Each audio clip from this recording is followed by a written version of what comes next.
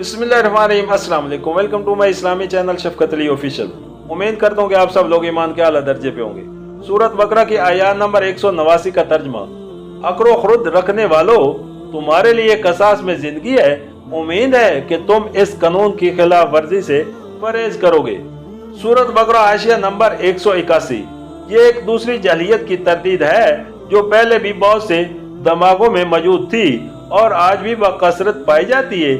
जिस तरह अहले जलियत का एक गिरोह इंतकाम के पहलू में अफरत की तरफ चला गया, उसी तरह एक दूसरा गिरोह अफू के पहलू में तफरीद की तरफ गया है और उसने सजाए मौत के खिलाफ इतनी तबलीग की है कि बहुत से लोग इसको एक नफरत अंगेज चीज समझने लगे हैं और दुनिया के मुतअद्दिद मुल्कों ने इसे बिल्कुल मनसूख कर दिया है। कुरान इसी पर अहले अक्ल को मुखातिब करके फरमाता है कि कसास में सोसाइटी की जिंदगी है। जो सोसाइटी इंसानी जान का एहतराम न करने वालों की जान को मोहतरम ठहराती है, वो दरअसल अपनी आयतों में सांप पालती है। तुम एक कातिल की जान बचाकर बहुत से बेगुनाह इंसानों की जानें खतरे में डालते हो। सूरत बकरा की आयत नंबर 180 का तर्जुमा। तुम पर फर्ज किया गया है कि जब तुम में से किसी की मौत का वक्त आए और वो अपने पीछे माल छोड़ रहा हो तो वालिदैन और रिश्तेदारों के लिए मारूफ तरीके से वसीयत करे। ये हक है मुत्तकी लोगों पर। सूरत बकरा हाशिया नंबर 182। ये हुक्म उस जमाने में दिया गया था जबकि वरासत की तकसीम के लिए अभी कोई कानून मुकर्रर नहीं हुआ था। उस वक्त हर शख्स पर लाजिम किया गया कि वो अपने वारसों के हिस्से बजरिया वसीयत मुकर्रर कर जाए ताकि उसके मरने के बाद ना तो खानदानों में झगड़े हो और न किसी हकदार की हक तलफी होने पाए। बाद में जब तकसीम वरासत के लिए अल्लाह ताला ने खुद एक ज़ाब्ता बना दिया जो आगे सूरत निसा में आने वाला है, तो नबी करीम सल्लल्लाहु अलैहि वसल्लम ने अकाम वसीयत और अकाम विरासत की तवाज़ो में हस्बे झैल दो कायदे बयान फरमाए।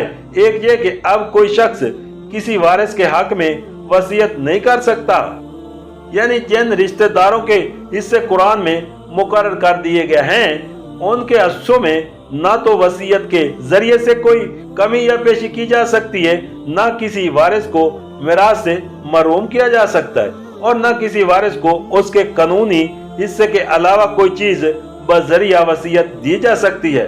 दूसरा यह कि वसीयत कुल जायदाद के सिर्फ 1/3 हिस्से की हद तक की जा सकती है।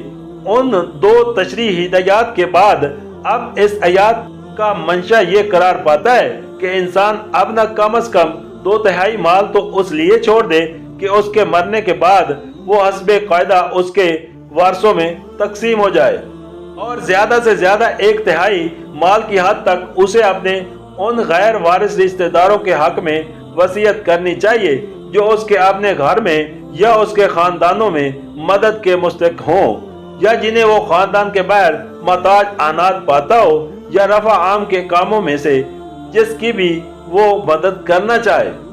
बाद के लोगों ने वसीयत के इस हुक्म को माज एक सिफारशी हुक्म करार दे दिया, यहाँ तक कि बिल अलूम वसीयत का तरीका मनसूख ही होकर रह गया, लेकिन कुरान मजीद में उसे एक हक करार दिया गया है जो खुदा की तरफ से मुत्तकी लोगों पर ऐद होता है।